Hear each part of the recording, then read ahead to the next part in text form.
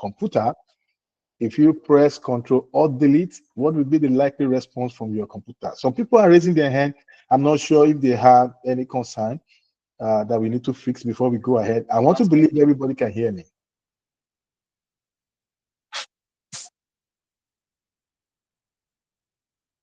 Okay, so I'm not sure. I can't see any. Yes, we can hear you. I guess can hear when they you were trying clearly. to do the emojis, maybe someone erroneously raised their Oh, okay. hands. All right. Okay. Okay. Thank you. Thank you. Uh, so, like I said, if you are familiar with your system and you press Control or Delete, what will come up? If you know it, you can put the response in the chat room. And let's see. Let me see. Don't. If you press it now, you might not be able to join us again. So because I know some people will want to make attempt now. All right. But if you're familiar with your computer, if you press Control, Alt, and Delete, of course, there's something will happen. And that is my usual encouragement for everyone that is on this call. When you do that, it will take you to a task bar where you have to make a decision. You make a decision as to, do you want to end the session you have, end some tasks, or start or even shut down your system. All right. So there are decisions you need to make at that point. So at this point, I'm going to say one of the reasons why you do that is because you want to create space, whether in your system or for new tasks. So I will say right now, press Control or Delete in your mindset so that you can create room to learn online and relearn. Some things you know before are there, but the only way we can get better, we can get to appreciate more information is when we create more room. And it's one of the things we'll be looking at in the course of our engagement. We'll be looking at. But I'm going to start this way. The topic is essentially speaking to how we build a mindset of intrapreneur. And like she has, Madam has actually, mentioned about who an entrepreneur is, because it will start from there for us to have some bit of clarity of who an entrepreneur is. But again, I have a slide, but I will share with us. Maybe I'll send it to us.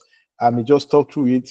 I may not necessarily share screen so that I can see everybody. I want to see a bit of participation. So don't worry. I'm going to release the slide so she can circulate to everyone else.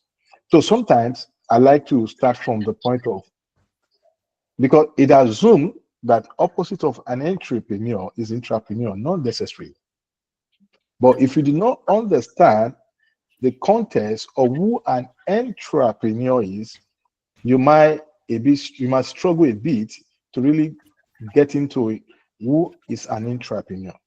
And so may I also ask that we mute ourselves until we need to speak so that we can get other people distracted. Please can we mute ourselves? All right. So that we can be able to have a bit of clarity for everybody. Okay. Now, I'm also not going to assume that we don't understand who an entrepreneur is. But sometimes it's just very nice that we really break it down and hit the nail on head. Right. I have written few books, and one of my books and some of my conversation when I have to talk when I focus on small businesses, or I'm able to do some strategic discussion, analysis, or evaluation for small businesses, I'm quick to say that not everyone that own a business are entrepreneur, even the big corporations. So maybe then you say, okay, there are different classification of people, of those that we can refer to as entrepreneur. There are people we can refer to as entrepreneur. There are people that are you might assume they are entrepreneur, but not entirely. And I will also break that down. My simple definition of after 7 years.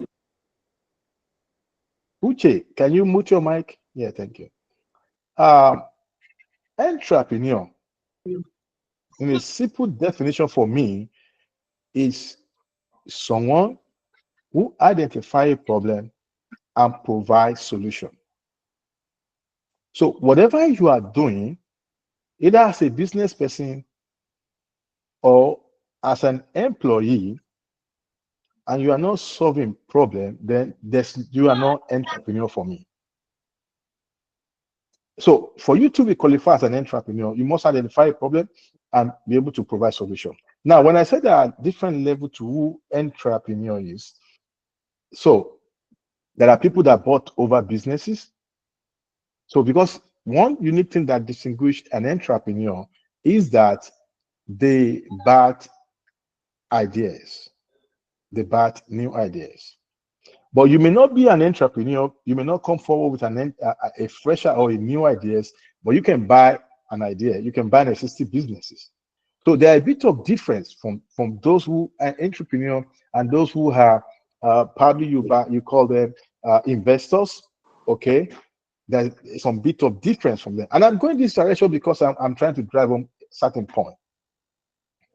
So if you have the opinion of the understanding that you prefer, okay, you cannot start business, you cannot start an idea, but you can buy over business, you can invest into a business, you can buy over certain businesses. It's also fantastic. There's nothing wrong with that. Okay, it's just that, okay, you've got the money, entrepreneur has gotten the idea and has the capacity to take certain risk. Okay, so having said that, then we now look at, okay, so um, how do they be able to relate who an entrepreneur is and who an intrapreneur is? All right, so she has put some context into who an intrapreneur is. But before I go to that particular discussion, I want to ask, and you can raise your hand. You can raise your hand if you're on this call. I want to know how many people that own their businesses. You are an intrapreneur. You own your businesses. You can just give me entrepreneur in okay. So if you own your businesses, you can probably in the chat room you can drop some. No, if I ask you to raise your hand, I may not be able to get. So you can drop something in the chat room. You own a business. You have your business. You can drop. Maybe I should put SME. Just put SME in the chat room. I will get it that way. That will give me an idea of where. But if you if you work as an with an organization, you're an employee. Okay, so with an organization, so you can put just E in the chat room, just E. I need us to respond, please. So I mean, if you run a business, if you own your business, you can put SME. But if you have an entrepreneur employee, you can then put E in the chat room. Daniela, are you raising your hand? Do you have something to say?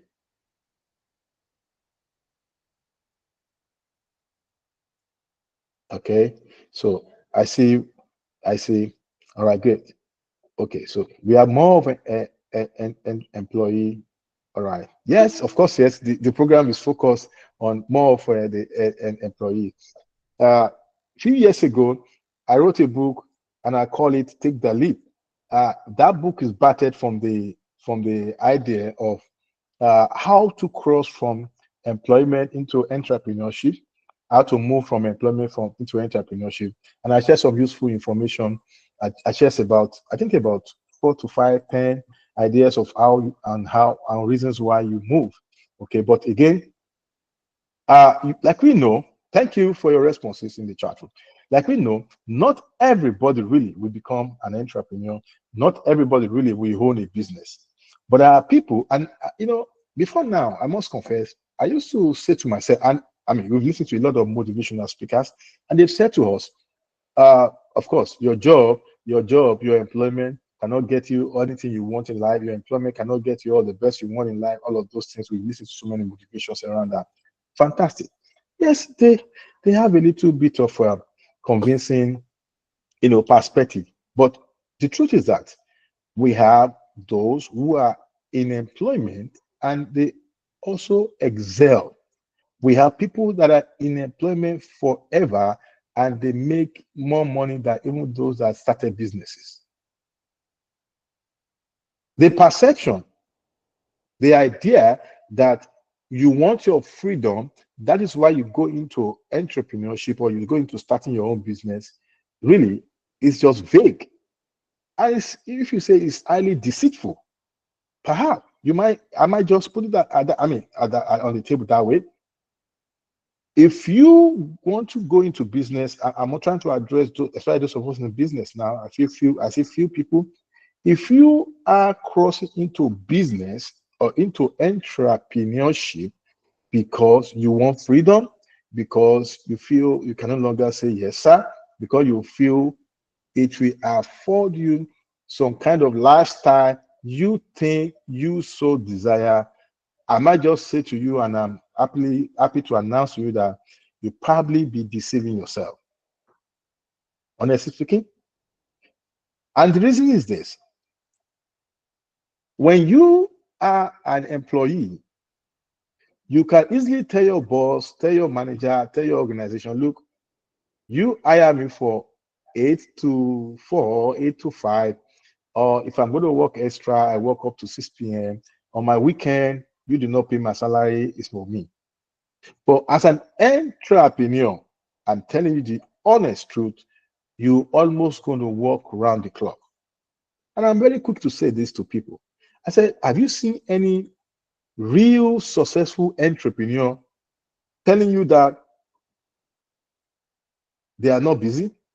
Most successful entrepreneurs or business owners, they work almost round the clock. Most of them, their peak period for working, the working hour is between 11 p.m. and 3 a.m. when you are sleeping as an employee. And so if your conviction is that you're going to have your freedom, I'm sorry, it's not going to look, it's not exactly you're having your freedom. But the truth is that as you get by, you make a lot of successes in your business endeavors, you can have control of some of the resources around you, maybe your time. You can have control of some few things. You can afford some lifestyle. But even at that, you still work much more than your employee. Every successful business owner work more than their employee. And you can double check what I've just said. And I'm going to say to you today, if you know a successful business person that you know and you can have access to the person, by 1 a.m., send the person a text message. And if you get a call back, then you'll probably be able to be convinced. Okay. So why am I saying this direction? Because it is assumed that my time or your time, your 24 hours is not paid for. And so nobody can really control how you do your other times that you are not at work. And that is the lifestyle of an entrepreneur. So maybe we need to look at some of the things that some of factors or some of the uh, characteristics that we can use to express who entrepreneur is. I'm still talking a bit about entrepreneur, and I'm driving a point because that's the foundation, and that is why you need to understand why they behave the way they behave. So when we move to the other discussion, other part, then maybe see some context. Like I said, they are full of fresh idea, or the first thing that define them is that they have innovative ideas, new ideas, fresh ideas, so fantastic ideas. They are risk takers. All right, they are risk takers. They have visions, they are focused. All right, and they are ready to do so much more to get their vision, to get their idea, to get their product service, get it into the market, or to get it, acceptable. So they put in much more effort. All right, maybe they work 1,000% of their time, of everything that is required of them. Okay. I'll tell you a little bit story as I move into the context of who an intrapreneur is.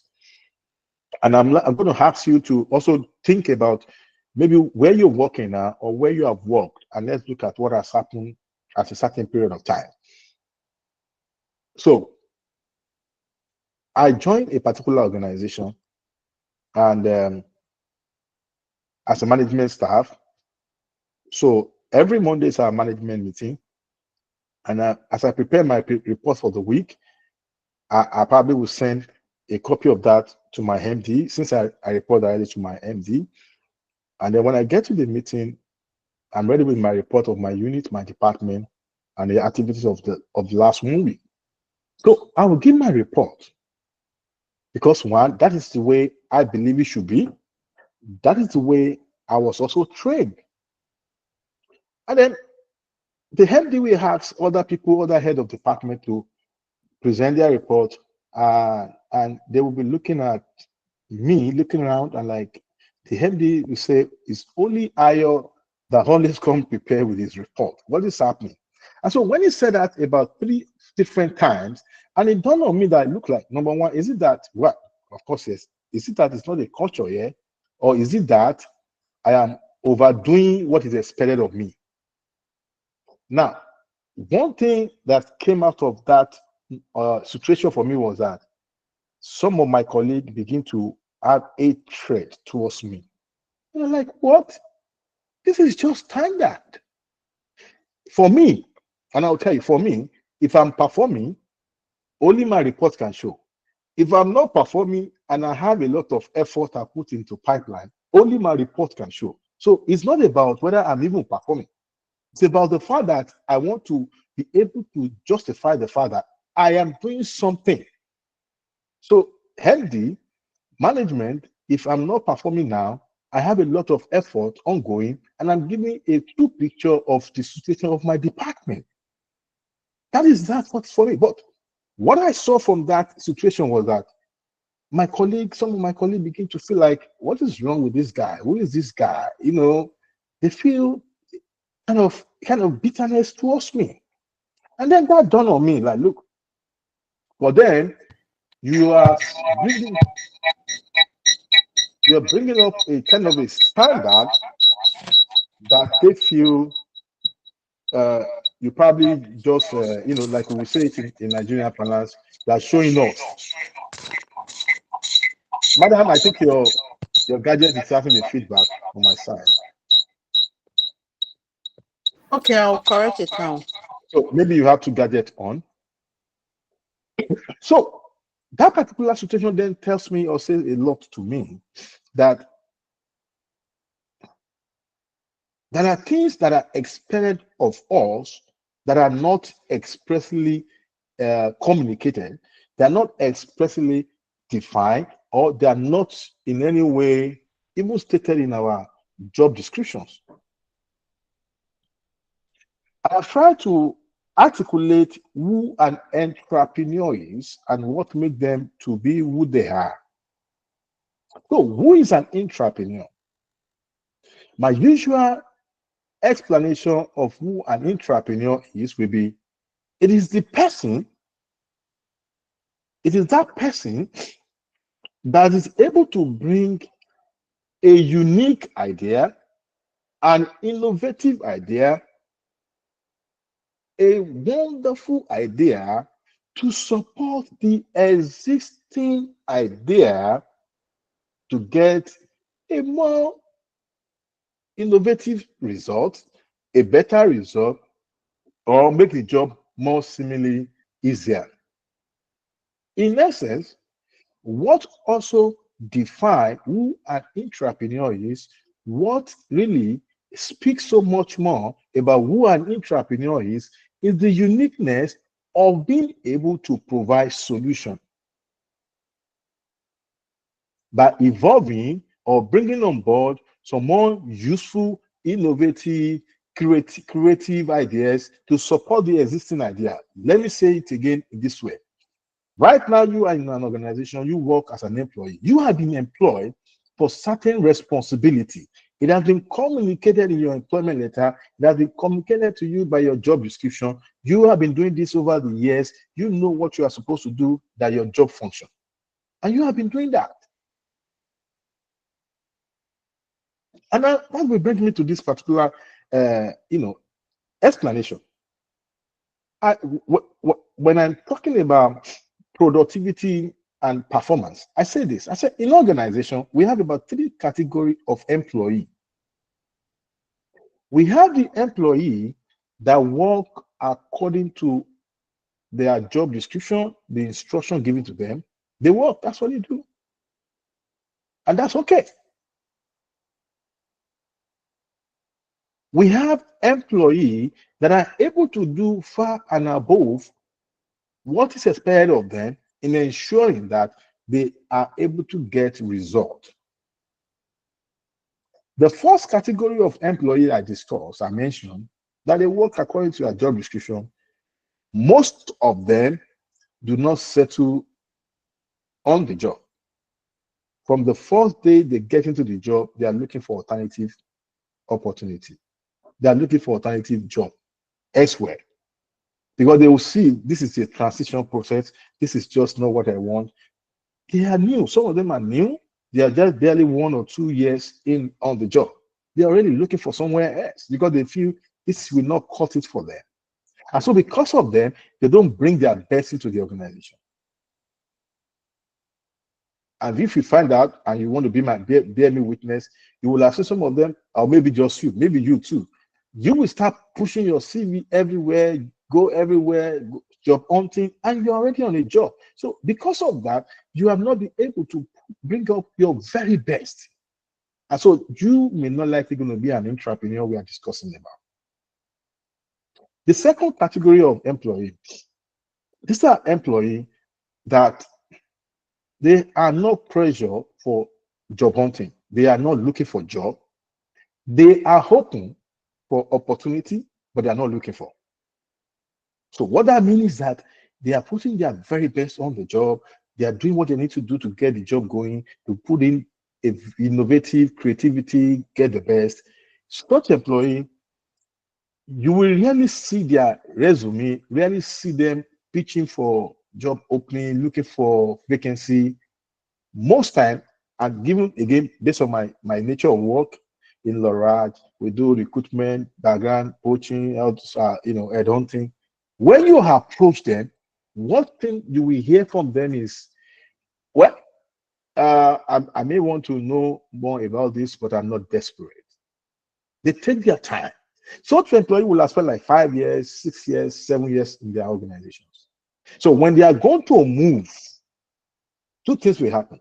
They move powerfully to new organization, and they are usually poached. And when they are leaving, the current organization, current employer will feel their presence because they have that particular skill we are talking about, entrepreneurship skill mindset. So they will always leave a vacuum. Like I said, they are not desperate. And I've met somebody like that. I have one of our clients that told me they want this particular guy from this particular organization. They gave me the name and the designation of the guy. Said we've been trying to get him, but he's not been playing ball. And they gave me that assignment. Now, as a recruiter, when I look at my charges, I'm talking about maybe 10 years ago, 15 years ago. And they're going to pay me like 500K to do this job. I said, oh, this guy must move. By prayer, by everything, by arresting him, he must move because I must collect 500K for this particular assignment. So before I'm able to schedule, I don't need his CV. I need to speak with the guy one-on-one. Before I'm able to get an appointment to meet with him, it took a while. So eventually when I met him, he said, oh, you know what? This particular company you're talking about, you are going to be the third person. I'm busy. I just finished delivering a particular project for my current employer, and I'm so happy right now that I delivered that job. And so I'm really not considering moving right now because right now they just even increase my pay. So I said, give me your terms. I know you are doing well. That is why they wanted you. That's why we are not receiving CV. I came for you. So give me your terms. After a while, we tried, and he gave me some bogus, I tell you, bogus terms. And I said, okay. And I went back to my client, and we negotiated. We actually able to meet him based on his requirement, not based on what the company feel that they want to do. Now, I'm talking about people that are intrapreneur. They are problem solvers. They are solutions. And he gave us 3 months. Apart from the fact that the company was willing to meet his terms, he said, in 3 months' time, that is only when I'm able to move, if I'm going to move at all. So what am I saying? excuse me, this guy does not have two heads than all of us here.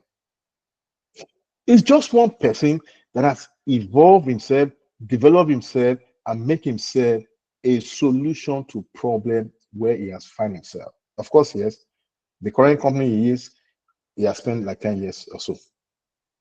It's a senior person. So, well, this is what I'm going to say to us this evening. The entrepreneur person is not the one that just take instructions and then just work based on instructions and then feel like I've achieved results.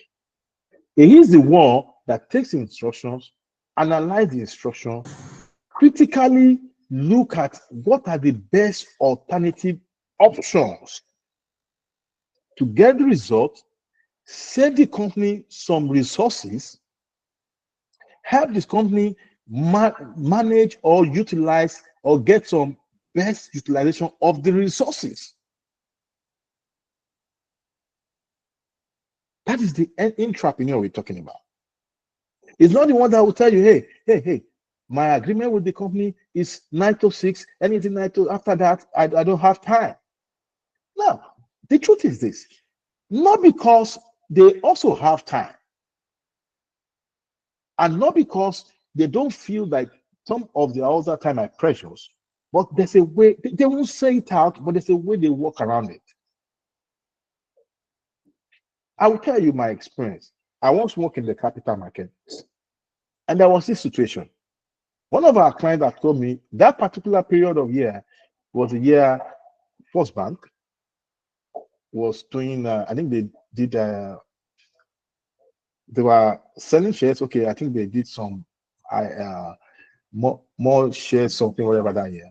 And then, so the official price was 33 naira, I think so, if I remember very well. And I have this particular client that approached me.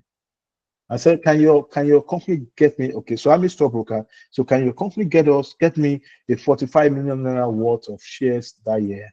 And I said, this year shares is not available. And so I walked to my MD and say, hey, we can do this.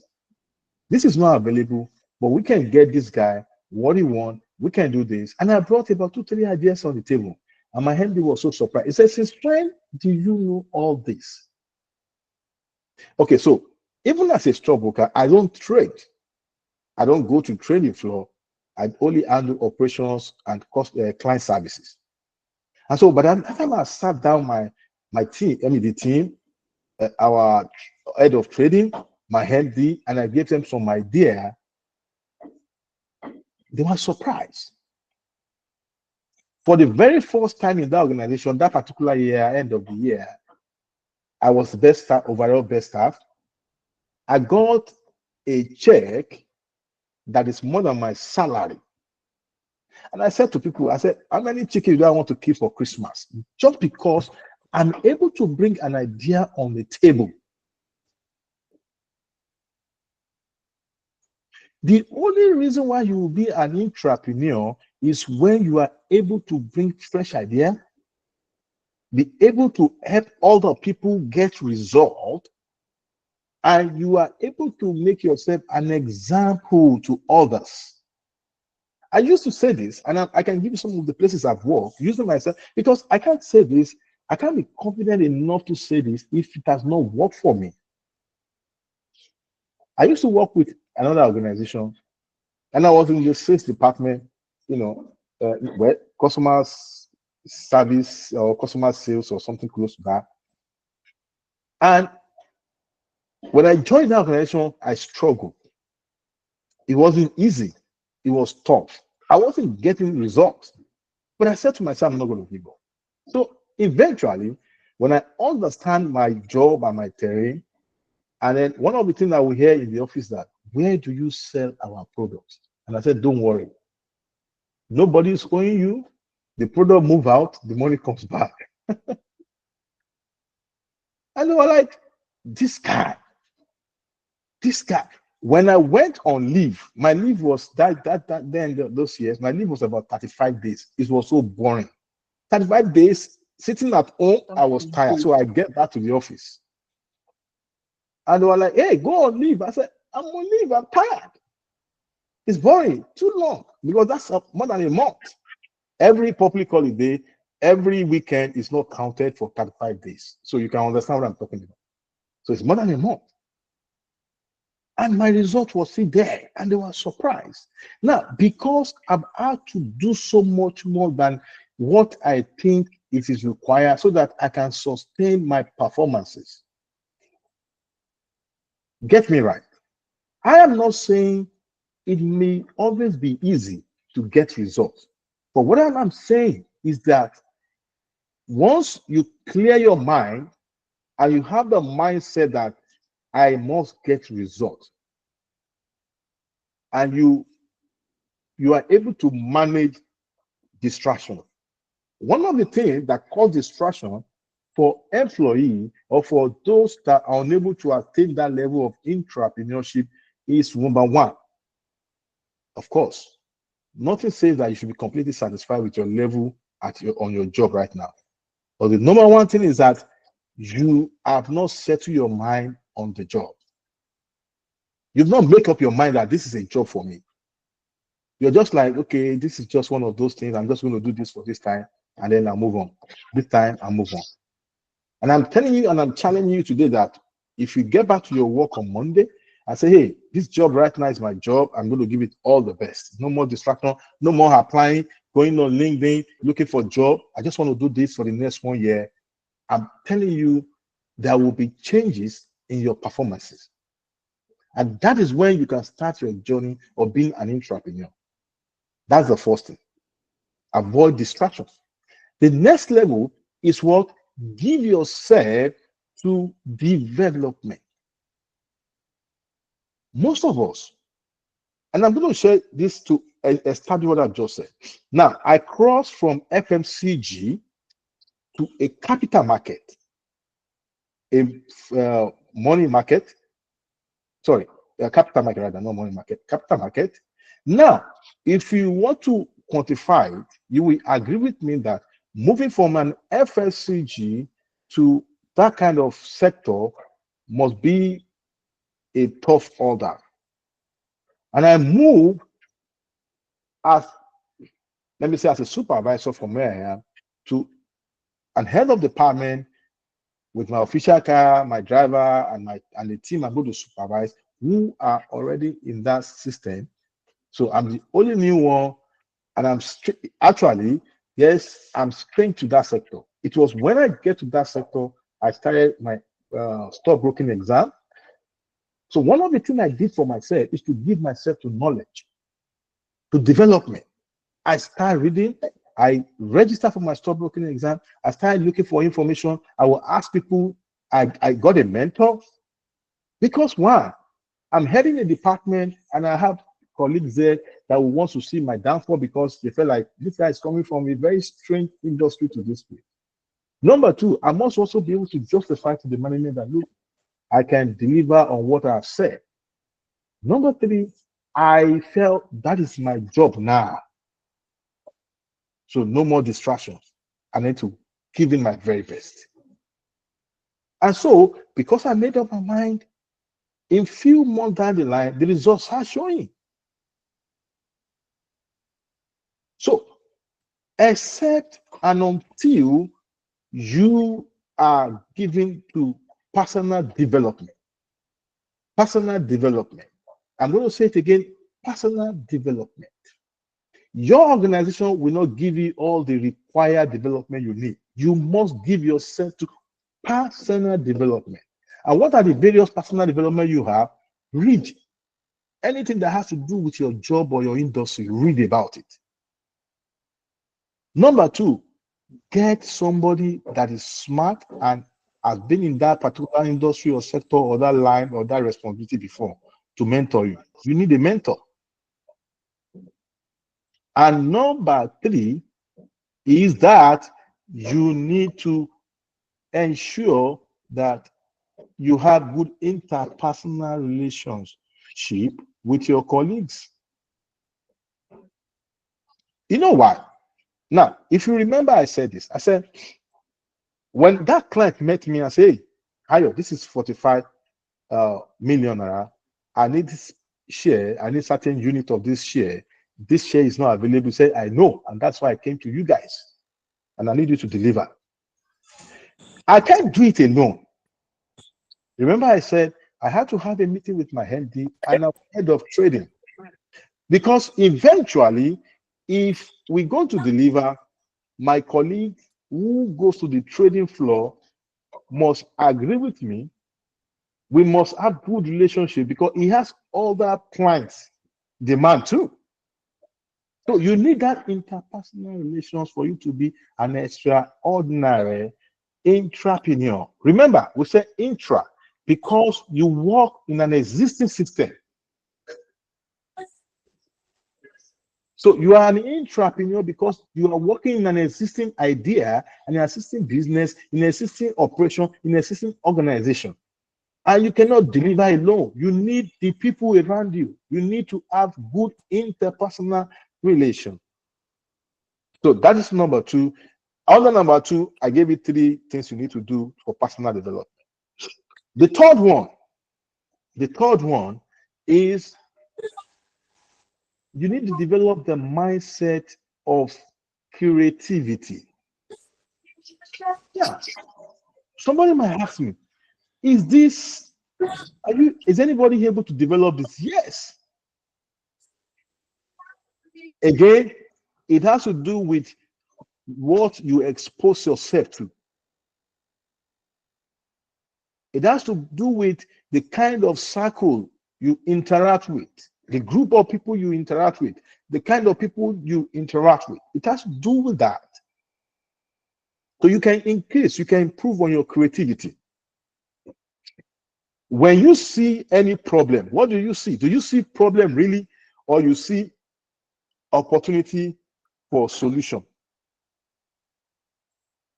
So if when you see any problem, you are able to see possibility or solution, then you probably be able to begin to help yourself to grow. So I always say this thing, say this, 2 things you must deal with. Number 1, impossibility.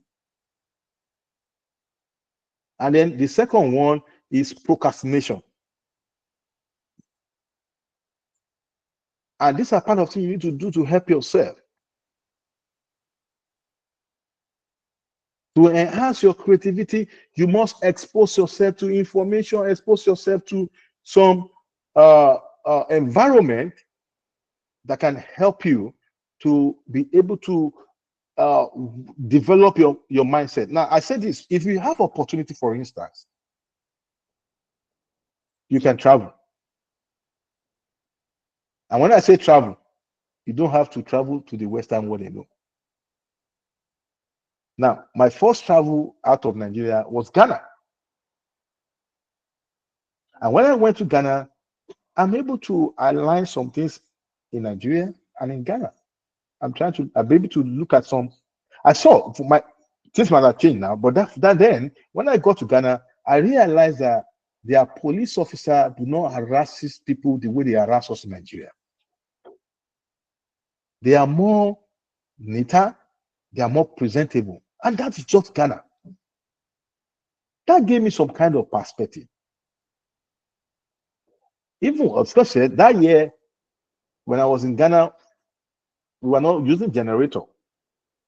That gave me some perspective that there's possibility there. Like I said, things must have changed again now. I know Ghana too have their own problem, but I'm just saying my first experience, exposure, traveling out of my shop. But before then, let me say this, before then, I have traveled to almost every state in Nigeria. So if you can travel start from moving from your current location to another location.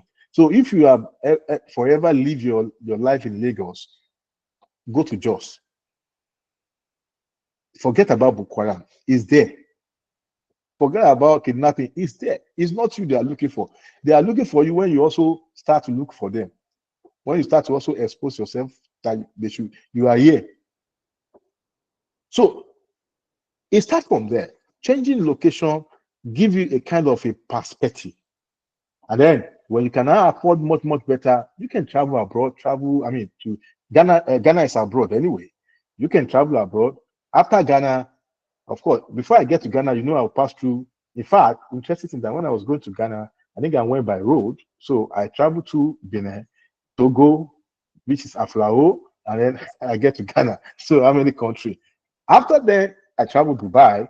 When I go to Dubai, my brain was like, they opened up my brain and said, is there a word like this? So what am I saying? To improve your innovative and creativity, you also need to see new locations. It doesn't necessarily have to be US, Canada alone. That will help you. Because when those things, there's a way psychologically those things enhances your mindset and your perspective and your innovativeness to see possibilities. And that's why I said you have to deal with impossibilities. So when you see possibility, it enhances your capacity to also think innovatively. All right. So that also helps. And then finally, what can you do to yourself to also improve and help you on your intrapreneurship? Make yourself useful and relevant. And I'm going to say this. Some of us, the moment we know that there will be a demand on us or on our time, on our idea in our organization, we find a way to elude. We make ourselves inaccessible. We make ourselves, scarce. And in our mind, you say, I've dealt with them. Yes. Now, look, let me say this. Whether they are paying for your worth, the worth of your value of contribution now or not, still give your best. There's a time that they will be able to pay, or there's a time another employer will need you. And then they can pay times 3 of what you are not earning now. And I'm also saying this from example, not to my own example alone, of people that I know. So what I do anywhere I work is that I make sure I keep on growing, improving myself, so that if my salary is 50,000 now, when I'm going to move, anybody that will move me should know that I am worth more than that 50,000 now. So I should be talking about 200,000. And how many percent is that? But if you see, finally, I know our time so that we can have some questions. I tell people, we think we are better off when we move or when we get a better job. But I say the value why people will look for you is because you are valuable where you are now. If you are not valuable where you are now, you cannot be as valuable wherever you are going. So make yourself valuable, make yourself relevant, make yourself useful, make yourself a resource where you are now.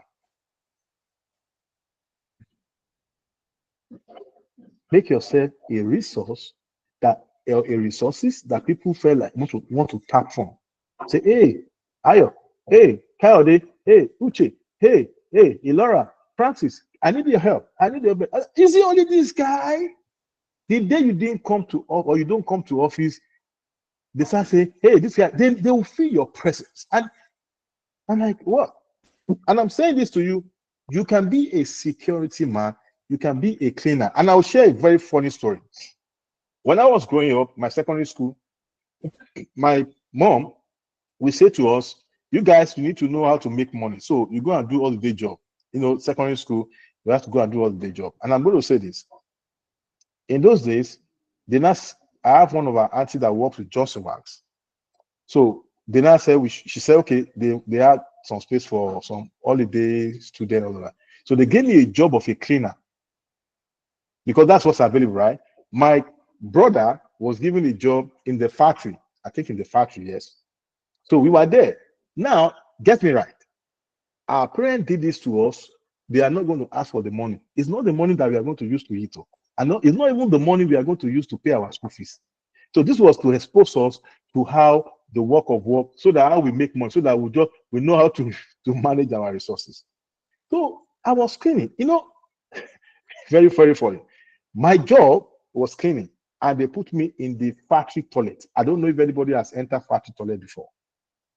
Those factory toilet, you have some big thing in that closet that it will take you to use a stick to stir it and then flush it.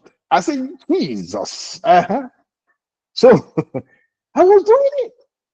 I was doing it gladly until one day they said my promotion, I started to be cleaning the director's office. I got promotion.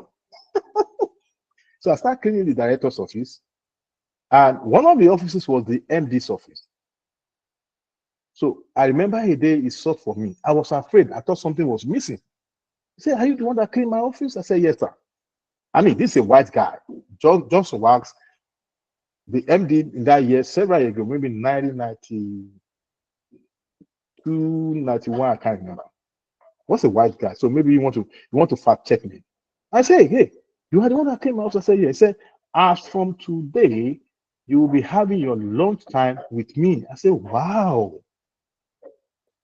If you are diligent in the little committed to your hand, then whatever prayer can come to fruition."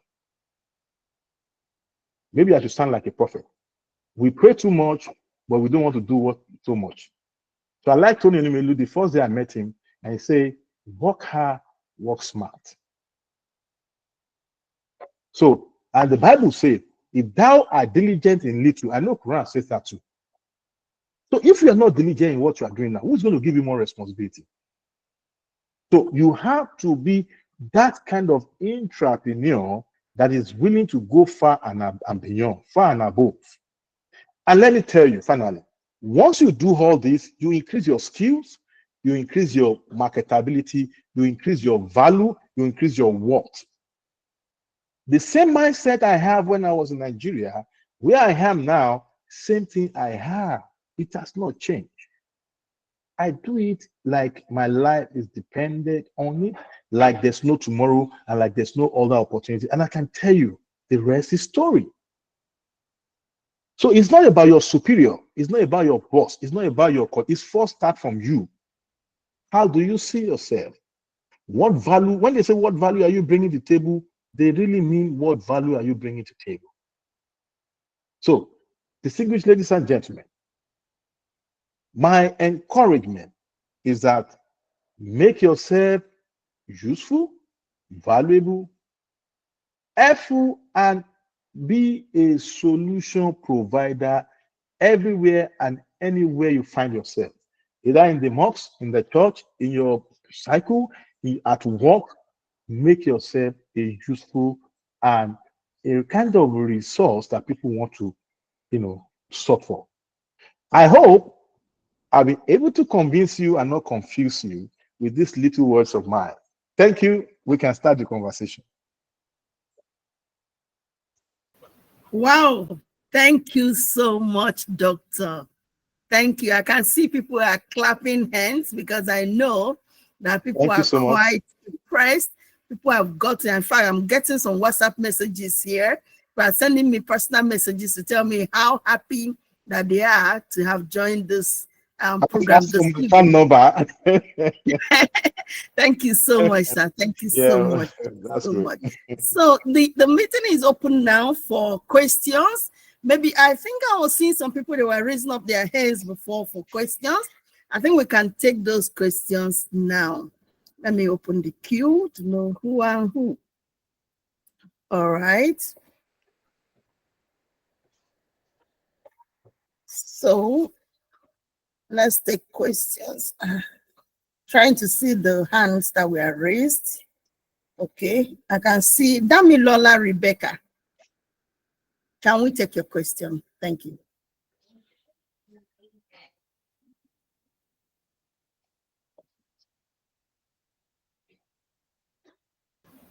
Damilola, are you there? Can we take your question? I can see your hand up. Okay, So you were clapping. All right. Okay, so can we, by show of raising your hand, in case you have questions, once you want to ask a question for further clarification, just show by raising your hand. Okay, Joseph. Oh, Joe. All right, Joe, can we take a question? Yeah. Thank you. Good evening, everyone. Mine is more of real life scenario, pure practicals. I've listened to you. Thank you very much, Doctor. My question is this: how do you limit staff attrition? Because somehow, because of the economic situation, we realize that A lot of staff do not want to remain in one place for more than 1 2 years. Everybody is looking for a greener pasture, right? And you end up expending so much resources in training someone. At the end of the day, immediately you start thinking, it's time for me to go on vacation and rest. This person is now strong enough to even stand in for me for the next 2 3 weeks. And the next thing, probably if you go on the vacation and come back, you see that the person is dropping resignation letter. Somebody has come to poach. It's Hmm. also possible that even while you were there, thinking that this person is now strong enough, you can now start assigning more critical tasks to this particular staff. You discover again that even in your busy schedule, it's something I really wonder, where do they find time to attend interviews? Even in your busy schedule, you see someone dropping resignation letter that they've gotten 1 or 2 jobs. In fact, they come out to say they have 3 jobs now. So how do we approach this kind of scenario? Because a lot of companies are losing staff to other companies. Even the places they are going to, those ones are also losing staff. Yeah, Mr. Joseph. Um, the question is, the honest truth is that it's I won't say universal problem, but of course, it affects my business too, even with all that you do. But this is what I'm going to say. Maybe if you reverse the question and say, why are people leaving? Is there anything wrong with the system? Is there anything wrong uh, with the approach of the management? Or is it that they just want to move? If you are able to do what we call exit interview and be able to, okay, now you are going, can you tell us what you think we can improve? If you press them further and say, what do you think you don't like? Maybe my style as your manager or any other person, they might voice out. That give you a clue as to maybe something is about the system, because we want to be honest with ourselves. But if you take the clue to say, oh, it's a general thing, like I said, general thing, people move, but that might be specific. Okay. And it may come down to a place of salary. So that may then expose you to look at, is it that we can still do something about salary or not? Okay, because you cannot give what you also don't have. All right. Then let me say, if it has to do with salary, you might then want to look at what we call performance-based incentive. All right. Which means that if your salary is 50 and you are able to achieve your expected target, which is 50, or you will be able to achieve a 75% of that, will give you your full salary. And if you're able to achieve your full performance, which is your starting 15 number, we give you your salary and some commission. You might look at all those dynamics. I'm just talking. But more importantly, if you do your exit interview, it will give you a lot of clue. However, what you then need to do, I've done this sometimes along our business, and I said, okay, I'm going to employ more than the number of people we need. And the employment will be like a kind of a training, what we call internship. They'll still get their salary, but I'm training many. So, for instance, I bring in 10 people on board, and I expose all of them to the same information, training them. And then I'll tell them from day one. After 3 months, we're going to evaluate. Anybody that's not performing, obviously, is going. Okay, so it becomes competitive. Of course, they are earning their salary. It might be a bit of expensive, but we're also trying to achieve certain things. And then we get some result. Along the line, some people drop unnaturally because they cannot even deliver. They cannot even be so committed, like I said.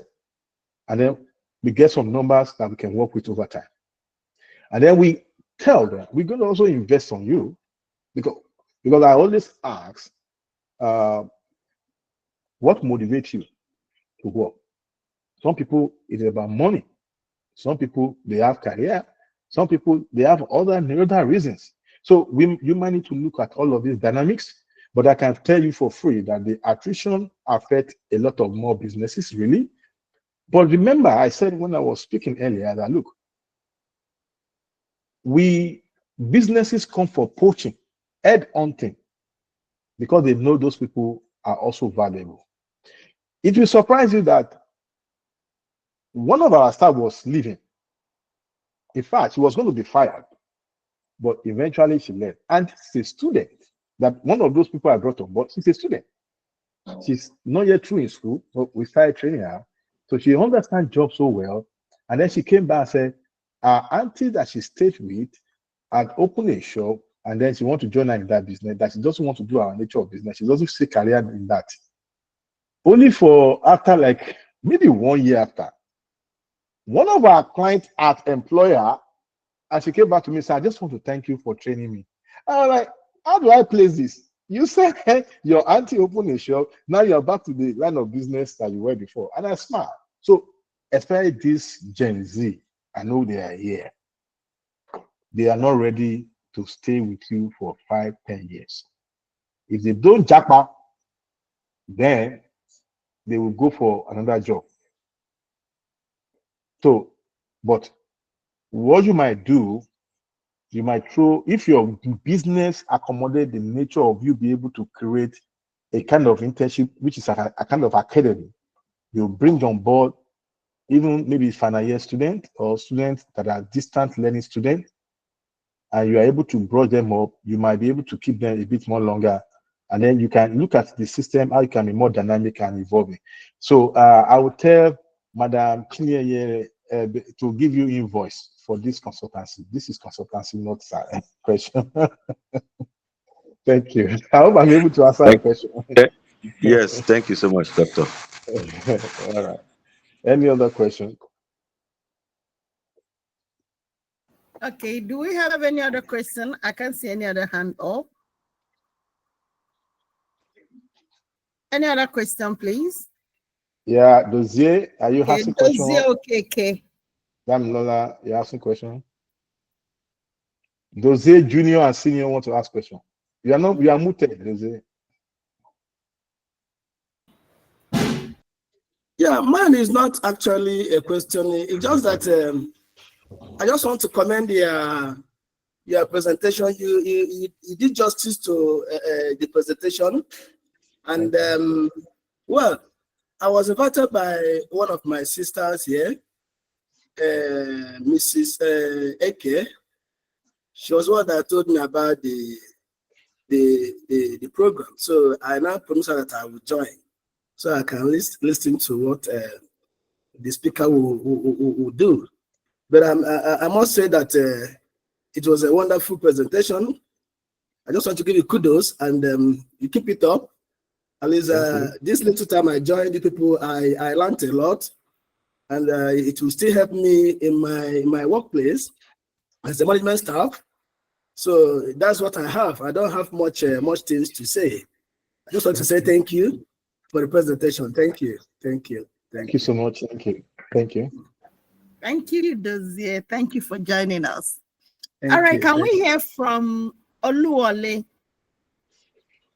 Okay, just thank you, Doctor, for your presentation, and thank you, Madam, for bringing this together. It's just 1 minute to say everything you have said is true and absolutely true. You hear people at work say, you want to kill yourself, don't kill yourself on somebody else's work. But they don't know that it's that killing yourself that will take you to that next level. So I'm just reiterating for those who may still be doubting. That's how they say it, because they are up there. That's why they are saying it like that. I tell everyone that wants to hear. That's how I started too, in the days of little beginning, putting everything, sleepless nights. But it's just to corroborate all you have said, that everything you have said is the truth and is the pathway to the top. God bless you, Doctor. Thank you so much. So not until when you hear your colleague telling you, is it your father's business, you have not done enough. So when you say hearing, is it your father's business, you know that you are doing something very good. Okay, so we have some questions in the chat room. I think one from Obi Okorie. Also have a question. I don't know if it's time for me. Oh yeah, go ahead, Francis. Then we come back to the one chat. Okay. Thank you so much, Doctor. Thank you, Ma, for the section. So my question is this. I mean, the first person that asked question, I think I maybe want to ask the opposite of the question or something of that kind. In a situation whereby you've been in an organization for a while and there have been some kind of investment in you as a person in that organization, and probably you also have some kind of bonds with them. Okay, we are going to do this for you. You're going to be here for a period of time and all the rest of it. And within that period, you've kind of, yeah, you've done your own part and you will want to leave, and they are to an extent trying to emotionally blackmail you, so to say. After all we've done for you, this and that, blah blah. So in such situation, what should you do? Hmm. Okay, so for context, they sent you for a training, they finance site, and then you have an agreement of a period of time to work. Is that what you say? Yes, please. Did you complete the period of time they want you to work? Yes. Okay, And maybe fantastic. just like maybe immediately you completed it, maybe in extra 1 month you intend to leave.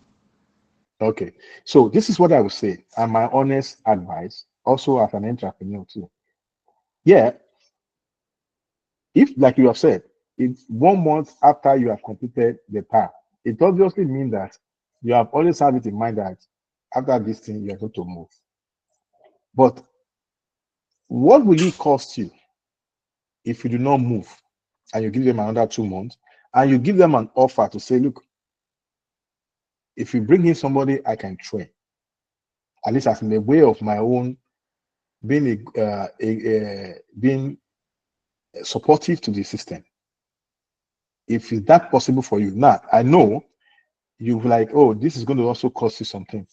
Of course, they are still going to pay your salary for that period. Number two, wherever you want to go, whatever opportunity you are looking for, you will still get it. You might even get more bigger one. But the human face, sacrificial human face you are putting to it, will give you a long time respect. And I will say this: everywhere I work, I try to live on a good note. I work in a place, and I told you earlier, I struggled when I started, and eventually I got my balance, and I was doing, and they were asking me, how am I doing it? To the point that when I got married, my wedding, I didn't invite my clients. And when I resumed back after my wedding, my customers, my client was fighting me. Why will you not invite us? You are too good not for us not to support you. And they still gave me gifts. That's one. When I was going to resign from that company, I resigned the first time, they rejected my resignation. I waited another 3 months. I resigned again, they rejected my resignation. I waited another 3 months. And I'm telling you my story, and I can give you the location. I can give you the information. Yeah, The third time, I can confirm that. oh, you are here. The third time I resigned, I accepted another offer and I ran away, even before they say yes or no. And I'll tell you the reason why I did that. So when I ran away, my MD requested that I come after 3 months. That 3 months I was away, they were paying my salary. They did not give me acceptance letter, but they were paying my salary. They were paying my pension, paying everything. So I first thought it was a mistake. So I was afraid. So I went to the old company the third month. I said, look, you've been paying the salary into this account. The money is there. I have left. And then they said the MD would like to see me. So when I saw him, he said, I'm the one that signed up the payroll. I know you are getting it. That I want to ask you, are you happy where you are?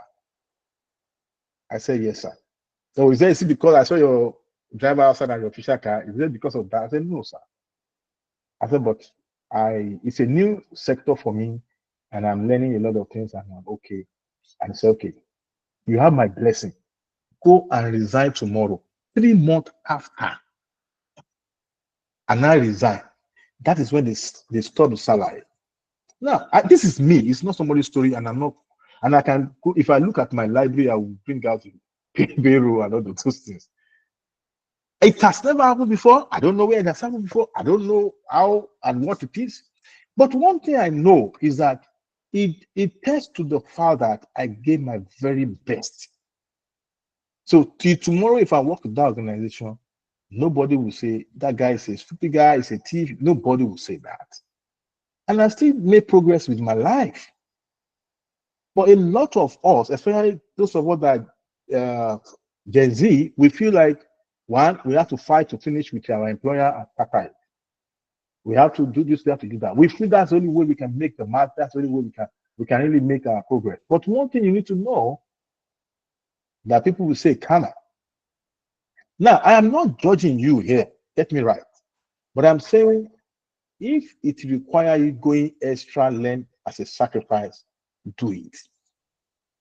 It will not stop from you making the progress. However, another way out, you can ask them, okay, let me resign. I can still give you some of my time to help you do some other works, that you may need from me, and you can get somebody that I can train. That's the second way out. If you have to leave, give them that option. I need to go, but get somebody I can train. I can come in occasionally to help you to do that. Don't forget, I spoke so much about building relationship. Building relationship. You never can tell. I think I will drop it at that. I will send you invoice for consultancy fee. All right. I hope I answered your question. Right. Thank you so much, sir. Yeah, you did. Thank you. All right. So there are questions now in the chat room. Madam, should we take those questions too? Okay, sir. Let me read it. Okay. One is talking about dividends and all. I don't know if I'm going to take that now on the stock. Okay, so this one is talking about our stock in Nigeria, stock exchange so low. And, well, stock market collapsed some years ago. It's time to bounce back. There are stocks, there are shares that are still okay. There are some that are not okay. The economy itself is not doing fantastic well. But of course, there are companies, that are still doing. But let me say this to you. When you invest in stocks, you invest in the future, except you want to trade. There's a difference between investing in stock and doing trading. Trading is you have some money you are giving to your stockbroker. They use the money every day to buy and sell, buy and sell, buy and sell. In trading, we can have 1,000 prices. In a day, the maximum profit you can get is 5%. The maximum loss you can have is 5%. So you can get 1%, you can get 2%, but the maximum is 5%. So if you are able to have a stockbroker that can give you, these are stocks that are good and you want them to trade, give them money to trade. Your money can make more money by trading. But if you buy stocks and just buy your stock for investment, you can buy First Bank, buy GTB, and keep it for the next 5 years. So it can make double the money in 5 years. And if nothing happens, your money can, the stocks I bought some years ago now, some of them they're even gone. I don't even know what value to place on them. So it's also risky, but you need a stockbroker who trade consistently to guide you. And that's what I would say about that. So if you have a problem with dividend, look at the address on your dividend, go to the registrar, go there, they will be able to help you, or get a stockbroker so that they can open a stockbroking account for you, so that they can able to help you get it on CSCS. What we are called CSCS, Central Security Clearing. I hope I still remember system. Yeah, you can get it from there. Thank you. I think that's the question for those shares. All right. Thank you very much. Then another question is from Azuka. He's saying, my question is on your comment about creativity. You mentioned that one can increase creativity by the circle of friends you I think the circle of friends that your circle of, yeah, okay. Yeah. So how do I mean by that? I have friends that are entrepreneurs like myself, and we have different businesses. So sometimes when I visit their office and they are talking about some stuff, and I'm able to contribute, or I'm able to bring idea. When they come to my office, sometimes while we are gisting, playing, we share some ideas. So there's a way. Their business is their business. It's my business, But as entrepreneurs, as business people, or as even though as employee, that we have a circle of I mean, if you are working employment, you have some people that maybe you also share idea. They can tell you some things or some complex things, or you have mentors. So all those circles that you have as a way of helping you to nurture you to grow and improve your, because creativity is as a result of solving a problem, maybe with a different approach. All right. So they'll say you are creative. So what make one to trend more or to make more money than the other is because they have invested a level of creativity. And let me use something that is trending now, the whiskey. Now, so don't ask whether I'm a fan of whiskey. I'm just trying to use it as a strategist. I look at whatever to establish the reference point. Now, whiskey, when I saw people posting that, and so it got my attention. And I tried to listen to the music. I look at some content. I realized that it infused some what do you call it, some African drum and some synchronization into it. And I said, now this is not the style of this guy. So it means that it creatively evolves something that is not his usual person. So they gave you a job in your office. And they said, look, we have a deadline for 10 a.m. and your resumption time is 8 a.m. And they find you in the office by 7 a.m. Then they will say, this guy is really, really ready to get this thing done. Do you understand that if that drives done for you? So you have to do things in an unusual way. Oh, they said we need to be at Ibadan for that project tomorrow by 10 a.m. So they just give you time execution. You look at it. If I understand that route, sometimes you can get in the gridlock. You go there a day before, you lodge yourself in the hotel, and you appear at the venue 30 minutes before. Say, wow, that for them is the unusual way. They've had people come in and say, hey, they are sorry, the traffic was crazy. And we know when my staff comes to work and say, sir, there was traffic, or even my students, they come to class, I say, professor, I say, me and you know that there will always be traffic in that route. So it's still a new thing. Stop saying there's traffic. We know. All right, so I'll leave it at that. I hope that solves the problem. All right. Then he's also asking, he said, what if you are the main person in that group, in the group that brings ideas and everyone runs to you for solution? Wouldn't that drain your creativity? It won't. Really, the truth is that, and I'm going to say, as I'm sharing with you, now, I mentioned I have my slide, but when I was thinking about sharing this, it was done on me that I'm not going to use the slide. And as know, when we say public speaking, one of the things that drives home the point, as told you, many of you here, what drives home the knowledge for you is a story of myself that I share. It's not absolutely that some of you have not even heard what I said before. So the more you give out, the more you evolve. Many of my books, when I finish publishing them, I find it difficult to go back and read them. But I use most of the principles there to also teach, to share information. So you cannot get exhausted. Have you seen anybody sharing knowledge get exhausted? You are only going to expand more. That is number one. When Madam approached me about this, I said, I have a book I'm writing actually on entrepreneurship in certain perspective, but maybe this will not make me to be more serious about it. So you see that what that has ignited in me. So, but however, if you are the main source, then you also need to have another source, because you cannot give what you don't have. Every source have a source. So you have become a major person in this cycle. Then you need another higher circle that you got to tap from. I will drop it at that. Thank you. Thank you. I don't know if you have time to also take, we have about 4 hands that are raised here. Damilola is still raising her hand. I don't know whether she still has a question.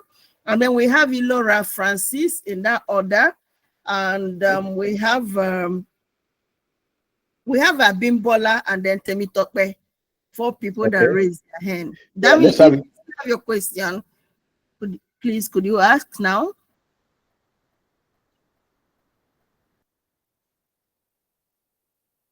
Okay, let's go on to Ilora. Okay, Francis, please, could you go on with your question? Good evening to everyone. To the organizer, I say a very big thank you for putting this up. It's very, very impressive, I must confess. And to the speaker, Mr. Ayade, based on the personal case study you've brought up, it's also an eye-opener, and for all who wants to learn, it's a very, very wonderful avenue to absorb and put it into practice. So my question is it's straightforward. Now, in terms of sustainability, right? How can I ensure, that putting in entrepreneurial efforts remain aligned with the long-term organizational goals, especially during economic downturn? This is what we call case study, but you may have to repeat that question again so that I can understand the case study. Okay, sir. So I understand that at times in an organization, you could try to be a person who is a disruptor in terms of bringing up ideas, right? Which are a little bit away from the legacy ideas that are already in the company's, space. But now, in terms of sustainability, how can I ensure that my effort or the efforts as an entrepreneurial remains aligned with long-term organizational goals, especially during economic crisis or downturns, as we all know? Okay.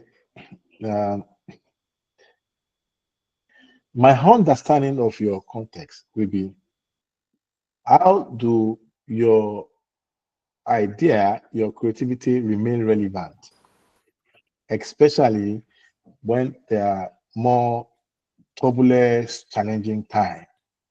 Again, what I said earlier, I will repeat. You need to consistently evolve. You need to constantly evolve. You need to give yourself to development, personal development. You need to expose yourself.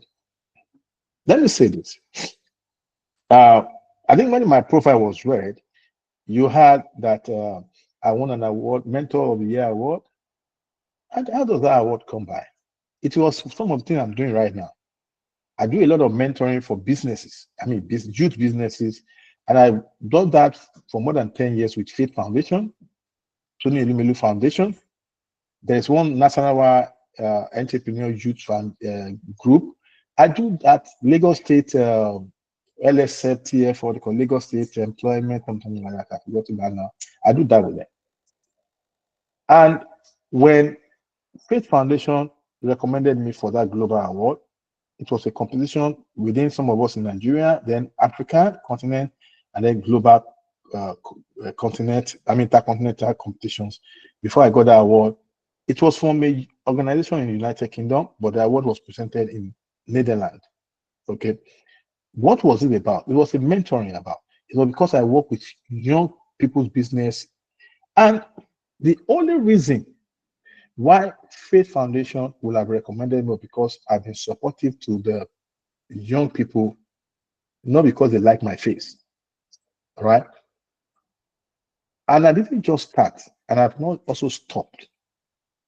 Okay. And that is the reason why I'm gladly doing this.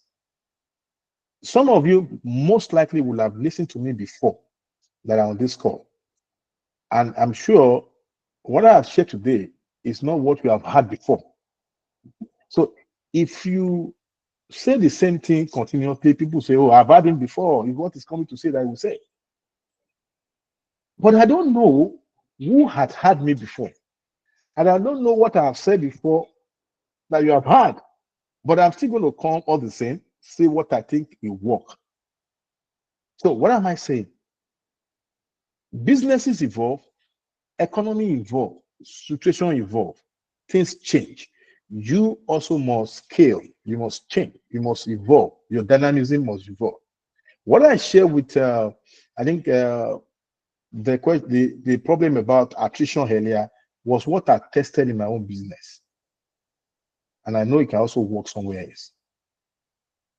So you must consistently work and improve and expose yourself. So don't get to the point that you feel you are exhausted or you are locked up. So continue to, the more piece information you expose yourself to in any way will be part of you and will be part of your thought process, and if it ignites some level of renewness and some illumination in your mindset, that it will help you to also evolve some fresh idea and then be more relevant. So anytime, okay, so I am privileged to have facilitated at Nigeria Institute of Policy and Strategic, NIPS, Kuru in Jos. And you will ask me, how do I get there? I go there because I do what I do consistently, improve on myself. And when I go there, if you are familiar with that institute, it's one institute in Nigeria that is at the heart of what the government do. And for you to become any senior officer, even in that police, army, or even some strategic agency, you must pass through Kuru. All right. And I had to facilitate there. So it is continuously evolving and developing yourself. If you are speaking to this level of people now, look at a higher level of people that if you are having the opportunity to speak to them, what will you say? So you cannot give what you don't have. So what I'm going to say is that don't feel that right now, what you are saying now, you cannot get better than that. So improve yourself, expose yourself to more information, stay ahead, possibly find a way of stay ahead of your counterpart, your colleagues, and then you probably will be able to do much more along the line. I hope that answers your question. That was spot on. Thank you very much, sir. Thank you so much, Doc. Thank you so much, Doc. Unfortunately, we can't take any other question because of our time. Thank you, Doc, so much. Thank you, everyone, for joining us in this session. And we're looking forward to having another session in December. And I hope to see all of you there. Yeah, and I must also thank my some of my mentors that also joined us. Amazing. I have Kayode Abe, who is also one of my mentors. He is here. And I have Dr. Emmanuel. Sorry, I cannot pronounce that name very well. I can't pronounce it very well, but Dr. Emmanuel, you know, I'm talking to you. Thank you so much. I also have Dr. Sunday that joined us. I think Dr. Sunday has stepped out. Thank you so much. Thank you, Dr. Ayade, for honoring our invitation and for sharing from your wealth of experience. And I'm sure everybody here has gained one thing or the other. But permit me to say also, please, everyone, I would also want you to join the Intrapreneurs Tribe on LinkedIn. We are forming a community on LinkedIn, the Intrapreneurs Tribe, where we're going to be sharing more and encouraging ourselves to be much more, to be able to grow in this entrepreneurship journey. And I want to believe that it is something worth doing, and it's something that will help us develop ourselves better and then grow in the industries wherever we are working. Thank you so much for joining. Thank you, everyone. Dr. Ayade, I don't know if you have the last word to share with us before we leave. Thank you. Yeah. It has been an interesting session. I learned a lot of things too. I enjoy myself. And I want to say kudos, madam, for the wonderful job you are doing. I seriously congratulate you, and I thank you for doing this. We need to do more of this for our people. We need to also be able to use our platform to, attract those resources that some of us may not be able to get, to be able to leverage and tap into. Thank you so much. Thank you, everyone, for your time, and thank you for the question and engagement. Let's keep it going. Let's continue to improve ourselves and get a better version of ourselves as we go. You can join me or follow me on LinkedIn, and then you can also be able to read some of my ideas, and we can be able to be friends as we go ahead. Thank you, and enjoy the rest of your day. Bye-bye, everyone.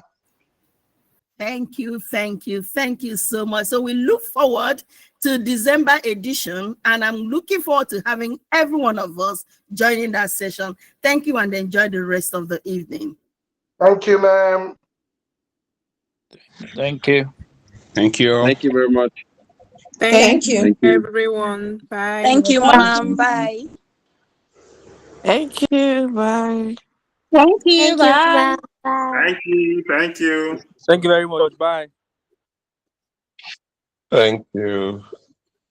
Bye, everyone. Thank you. Thank you. Bye bye, everyone.